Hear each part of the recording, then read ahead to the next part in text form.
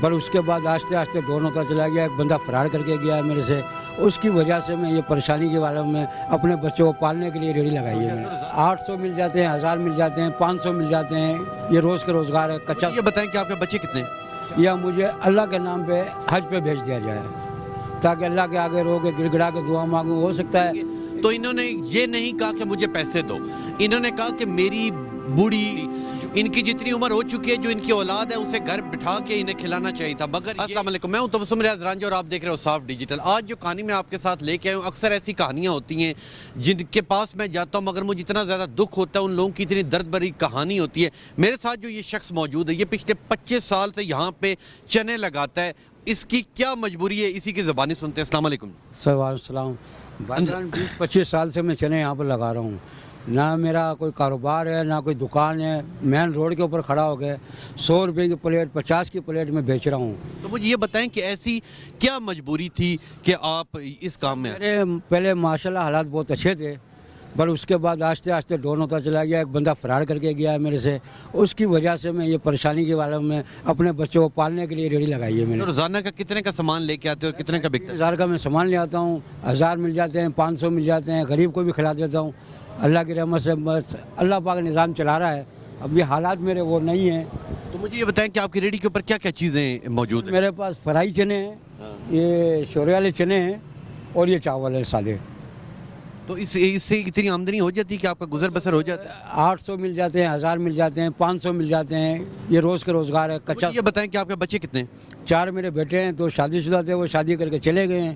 اب 2 کنوارے ہیں. بیوی میری بیمار ہے, آپریشن اس کا کرانا ہے. تو مجھے یہ بتائیں کہ جب اولاد جو ہوتی ہے, آپ نے ساری زندگی اپنی اولاد کے لیے قربانیاں دی, انہیں پڑھایا لکھایا, تو اولاد کا تو حق بنتا تھا کہ آپ کو اس وقت بڑھاپے کے اندر وہ گھر بٹھا کے کھلاتے. آج کل کے حالات آپ کو پتہ ہیں کہ جوان بچہ ان کی شادی کرا دو, محنت کر کے جیسے بھی کرے, پھر اس کے باوجود وہ چھوڑ کر چلے جاتے ہیں.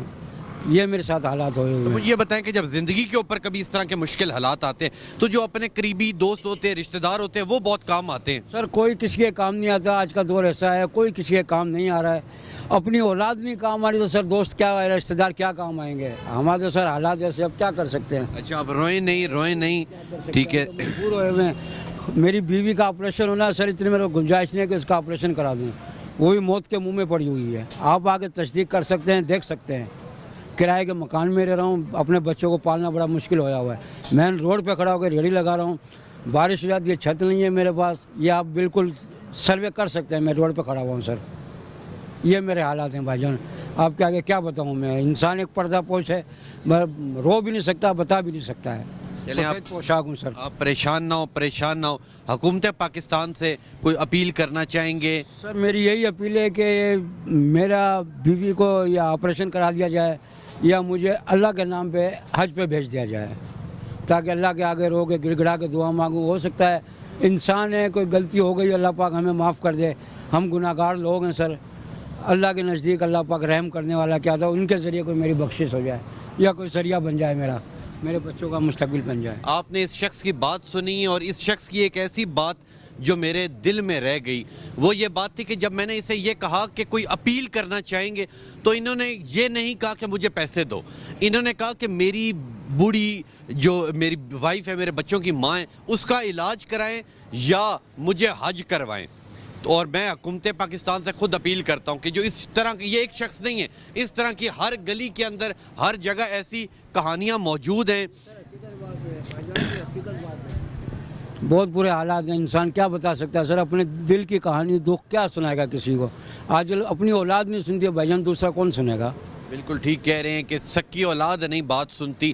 ان کی جتنی عمر ہو چکی ہے, جو ان کی اولاد ہے اسے گھر بٹھا کے انہیں کھلانا چاہیے تھا, مگر یہ بیچارے مجبور یہاں پہ یہ ٹھیلا لگاتے ہیں اور اپنی روزی کما رہے ہیں. اس لیے میں ہر اس شخص سے جو صاحب استطاعت ہے, میں ہر اس شخص سے اپیل کرتا ہوں کہ خدارہ ان جیسے لوگوں کی مدد کرے. اور انہوں نے بڑی پیاری بات کی کہ میں گورنمنٹ سے کہتا ہوں کہ مجھے حج کروائیے. تو میں خود حکومت پاکستان سے اپیل کرتا ہوں کہ انہیں حج کا پیکیج دیا جائے. انشاءاللہ ملوں گا ایک اگلی کہانی کے ساتھ. تب تک کے لیے اپنے میزبان تبسم ریاض رانجھا کو دیجیے اجازت. اللہ نے کے بعد.